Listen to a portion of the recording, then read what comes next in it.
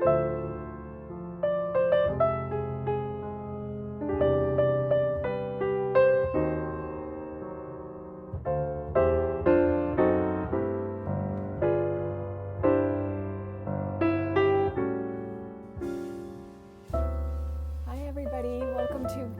Restored TV, an affiliate of the Bill and Callie Show Network. This is your host, Amy Boswinkle, here to present to you today episode 25, How to Create Confidence in Your Life.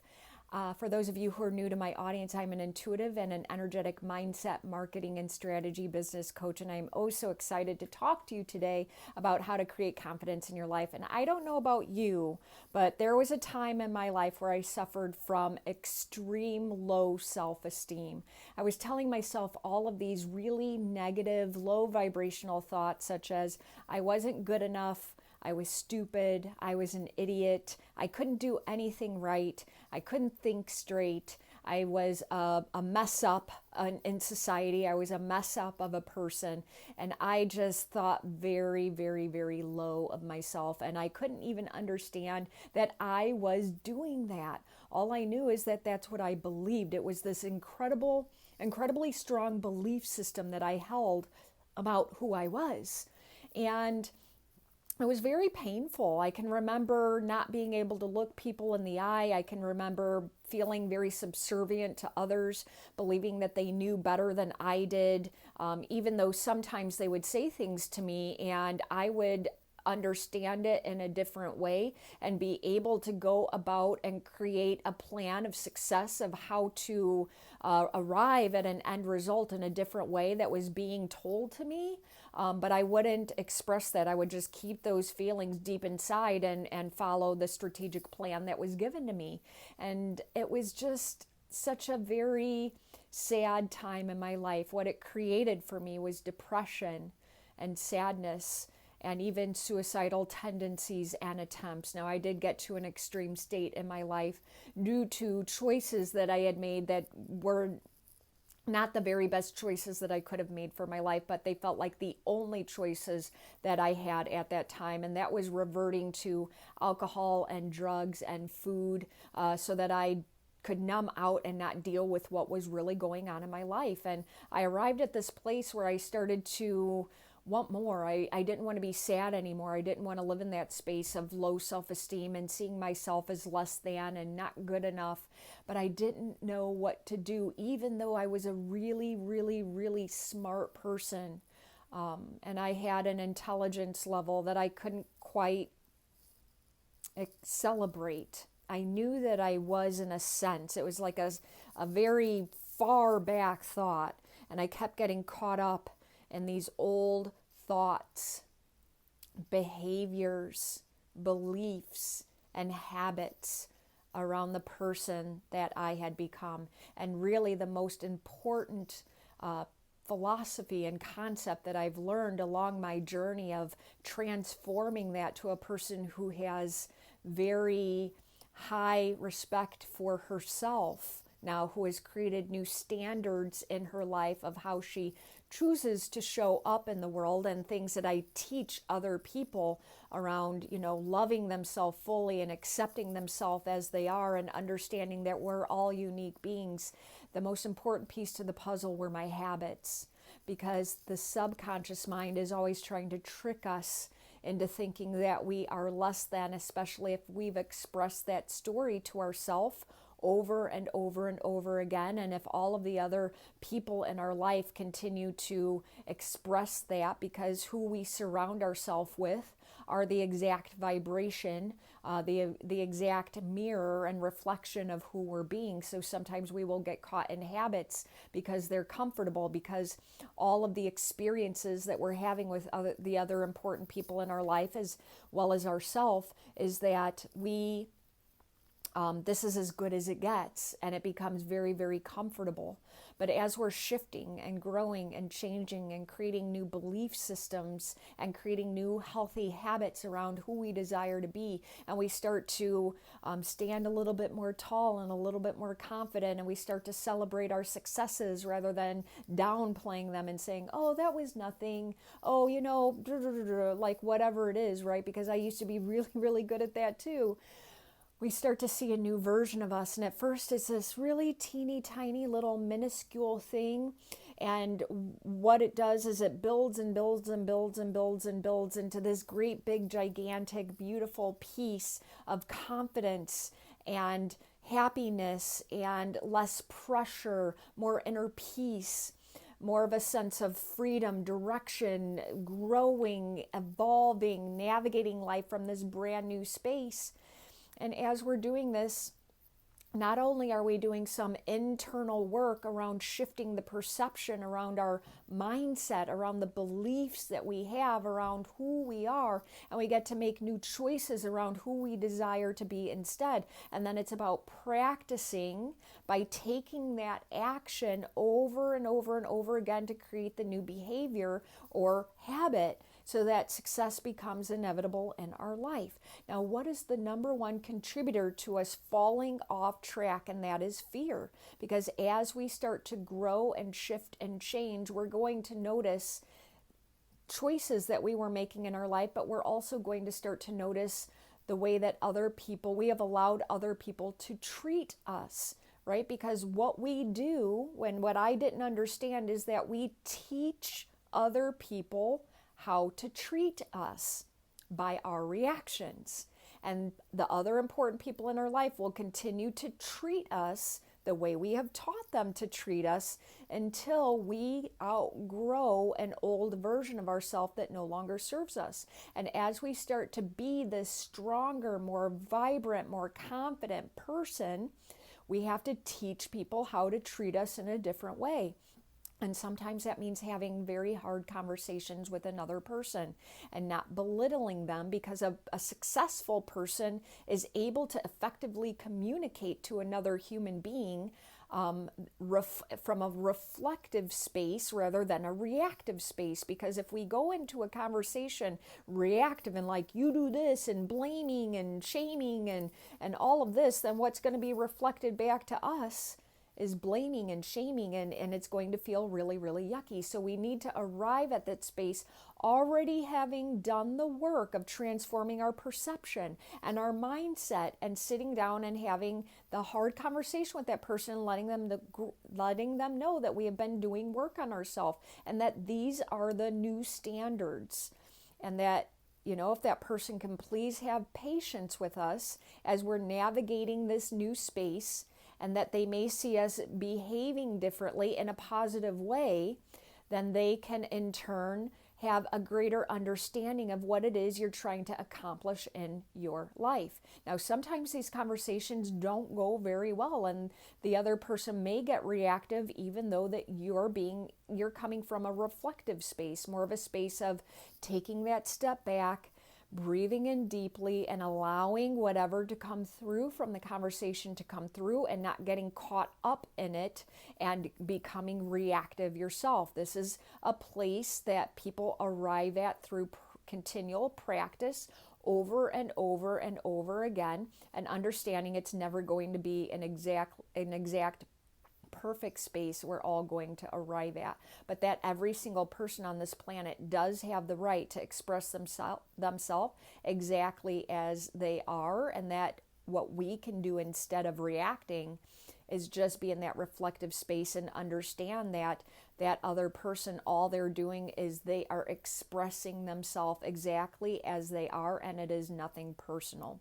However, when we're very emotionally immature and we're caught up in what other people think of us, we're going to react because we want people to be on our page. We want people to see what we're doing. We want this, we want that. And when that person is not available for that at that time, then we get really, really caught up in what's going on, and we will sink down. We will quit going on that growth of personal journey, of personal growth, and we will revert back to our old ways of being, even if it's painful. And the reason for that is because it's comfortable. We will go back and revert back to a painful place in our emotions and our ways of being and our habits, because it's comfortable and we just want other people to like us. Because I know that I've expressed this before, but the three things all human beings need on this planet are love, safety, and belonging. And when we feel like we're outgrowing people, when we're outgrowing our pack, when we're outgrowing our tribe, when we're outgrowing our family, what we're going to do whenever their central nervous system loads up fear because we are changing, because they don't understand what that looks like. And honestly, neither do we until we've practiced enough. We'll sink down and we'll revert back to be a part of the pack, even though we're miserable. So a leader, right, someone who sees themselves as a leader is going to continue that journey of personal growth and allow those conversations to take place, not take them personally, and continue to keep their focus on what it is they want rather than focusing on how other people are feeling, right? They're focused on self so that they can continue to move forward. After we've finished the mindset piece, and what we need to do is start to tell ourselves a new story. We need to practice by taking action every day around what it is we truly want and clear the clutter and remain focused with our intention on what it is we truly desire to have. And it's that practice, that continual practice of being that next level version of ourselves, shifting the perception of the mindset into the person we desire to be instead. Now, what I've learned on this journey is it is generally more successful when we have a guide who can help to give us support, accountability, and the right system to continue moving forward. Because if we're doing this on our own, whenever we arrive at that space where other people don't understand what we're doing and we can't articulate yet because we haven't yet evolved into that person or standing strongly in that guide on our journey is going to continue to remind us of our success. But when we're doing it on our own, our brain gets scared because the results aren't arriving fast enough. That subconscious mind is looking for proof and evidence that things are always going to work out for us. And the truth is, when we're setting about on a journey or a path that we have never practiced before, because we are creating new behaviors and new habits in our life, and that brain, that subconscious brain, starts to go wild because it's like, there's no proof this is going to work, there's no evidence this is going to work. That guide will continually remind you, you know what, this is an irrational fear. Your central nervous system is loading up all these different various responses that don't feel very good because your brain doesn't understand this new version of you, this new identity that you're stepping into. So it's always good to have someone with the right system, support, and accountability to keep you in that forward moving momentum so that we don't self-sabotage. And as we grow through those mindset shifts, we can start to create a reward system, which I talked about in last week's video. If you didn't see that, it's on my timeline here on my personal page, Amy Boswinkle, or you can send a private message to me and I will direct that video to you around the reward system. But the next step would be, in how to create confidence, is to implement things that make you feel confident. Right? So that might mean going out and getting a haircut or getting a new hairstyle. It might mean getting your hair colored. It might mean buying some clothes that make you feel really, really good about yourself.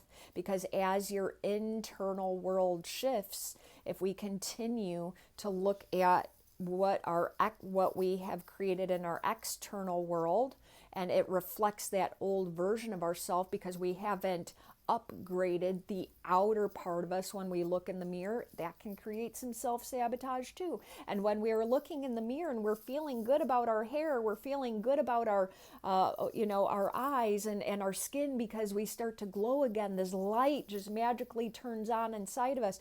We're wearing an outfit that really complements our body type.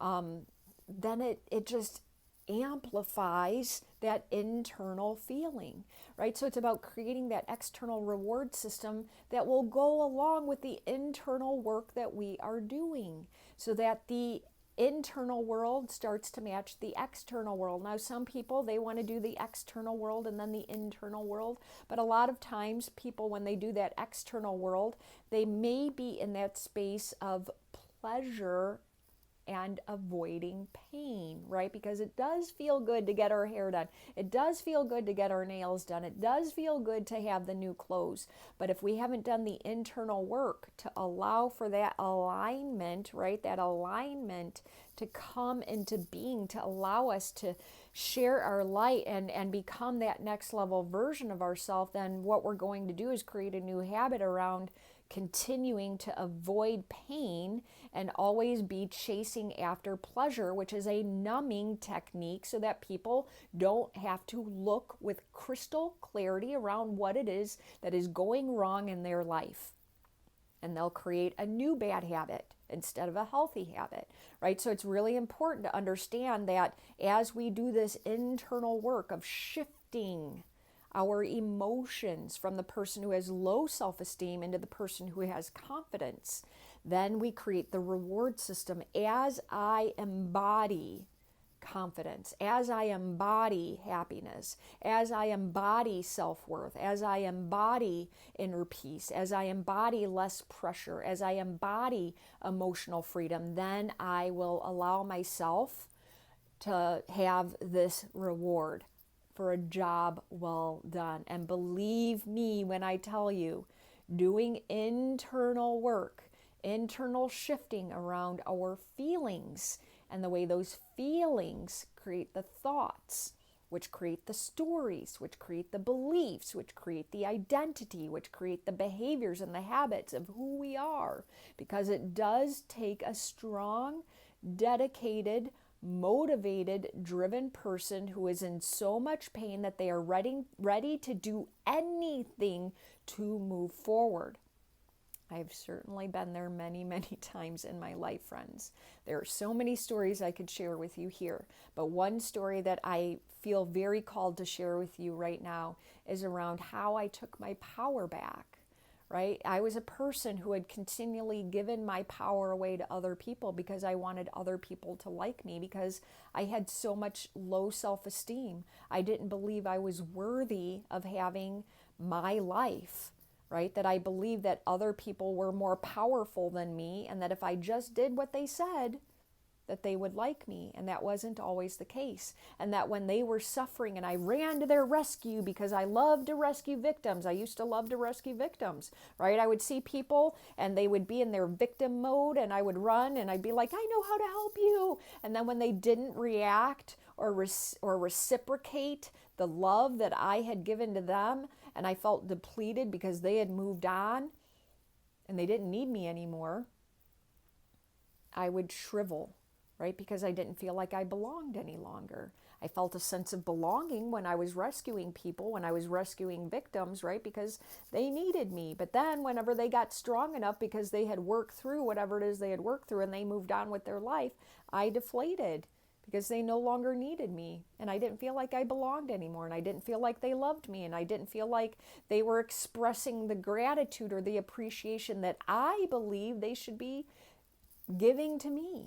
So I had to learn to take my power back by finding my voice. And that was really, really hard. It was hard for me to find my voice when all I was doing was looking for love, acceptance, and belonging from others. And really, what I found along the way when I really started shifting my beliefs, my behaviors, my identity, was that the person I was looking for all of those things from was myself. That I needed to love myself, that I needed to belong to myself, and that I needed to feel a freedom inside of myself, and that I needed to feel safe within me. That love, safety, and belonging were things that I had to connect to internally before I could go out into the world and seek it out externally. And what freedom came with me making those realizations, me shifting into the confident version of myself, me seeing my worth, me seeing who I really was and what I contributed to my own life, and then in turn was able to contribute to the lives of others because I continually kept filling my own cup first. But believe me when I tell you, my ego kept getting in the way, that I was not doing it right and that I was bad because I had created certain beliefs, behaviors, and habits and an identity around a person who continually gave to the point of exhaustion and burnout and depletion. Because as we're shifting into the person who takes time for him or herself, it is a huge mindset shift, and the mind is going to literally load up a whole bunch of irrational fear that that's wrong, and the ego's going to get in our way. But the only way to connect to true self-love, which is, in my opinion, what all people are seeking on this planet at this time, is a way to feel love at a really, really deep level so they can transcend, right? Feel a transcendence within their soul so that they can go out into the world and feel free, be free, do things freely, right? And not allow those emotional ties, those emotional binds to hold us back. So just to recap, how to create confidence in our life and shift from a person who has low self-esteem into a person who has confidence or high self-esteem, holds themselves to a high standard, is to do the internal work necessary to shift and recode and reprogram the subconscious mind. And that is not just reprogramming. When I say recoding, that's not just reprogramming the subconscious mind, because that will only get us so far. The recoding will come whenever we retrain the way our emotions are responding through our central nervous system. We have to learn to shift through those shifts as the central nervous system is moving away from irrational fear and bad habits to create a sense of peace and healthy habits. Once we do that, we create a reward system where we're allowing ourselves to, right, allow that external transformation to match the internal transformation. Because I can promise you this, a person who's only focusing on that external transformation and doing no internal work, it doesn't matter what the hair looks like, it doesn't matter what the clothes look like, it doesn't matter what the shoes are, how your appearance is, what your skin looks like. The energy of not doing the internal work is going to come through, and that external appearance isn't going to look like what we want it to look like, right? We look the way we look, and we shine bright. We turn our light on when we do the internal work, and then the external world matches the internal world, and then it's more of a full transformation, and we get to have these beautiful experiences here on this planet, looking our best, feeling our best internally and externally, and that those rewards are for a job well done. Because like I said, if there's anything that I have seen and witnessed, not only in my own life, but for my clients who have amazing success rates, it's that they have connected to that fiery drive within them, that they want what they want more than anything, and that they're willing to go to any length to have what they say that they want. Where 98% of people on this planet fall off track with the things they say they want, I work with the 2% of people who arrive at their end result and can say, oh my gosh, here it is, I did it. I created confidence. I created more wealth in my business. I gained more clients. I let go of shame and guilt and fear, and I've stepped into happiness, freedom, whatever it is that we want. Because we're doing not all of this internal work around reprogramming and recoding the central nervous system so that alignment becomes perfect for us, right? And perfect for us means we love ourselves fully no matter what our day looks like, because a perfect balance doesn't exist. A perfect person doesn't exist.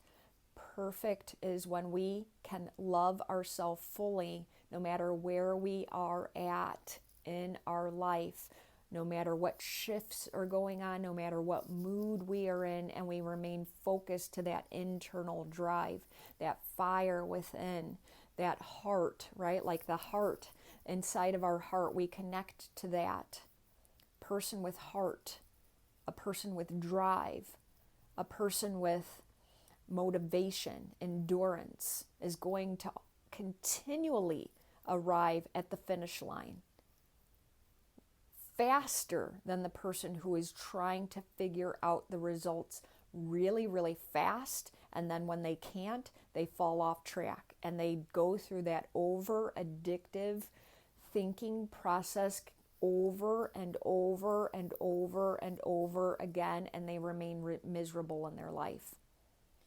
So it's almost like the hare and the tortoise story, right? The hare was running the race and thought that he or she could arrive at that finish line first because they were fast.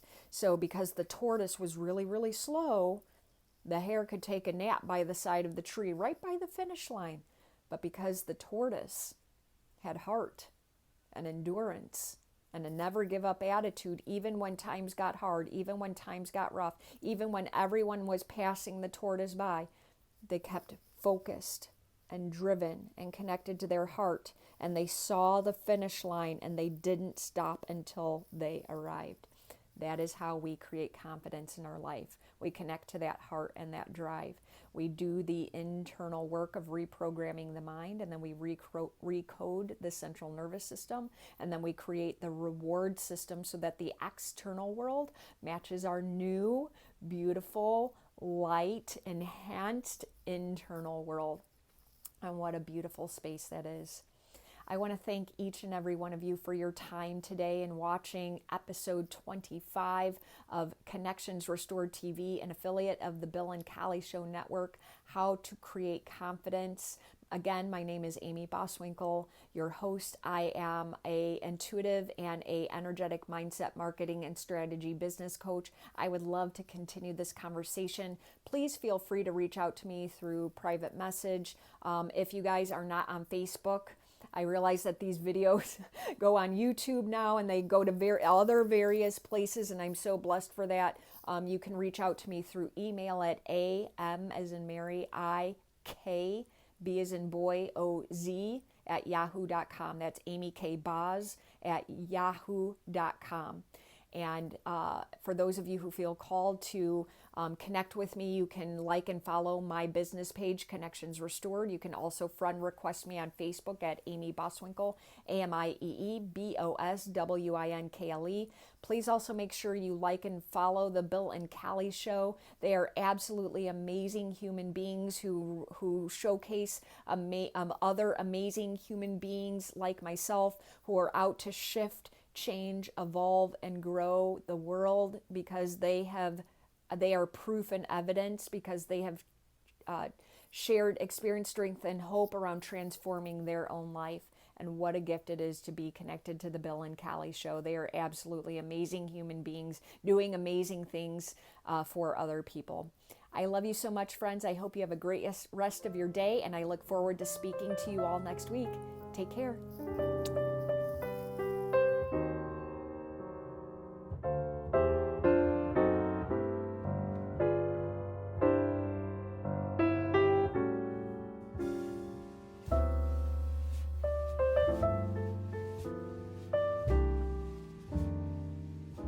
This episode of The Bill and Callie Show is brought to you by Dutch Farms, maintaining a family tradition of quality for over 91 years.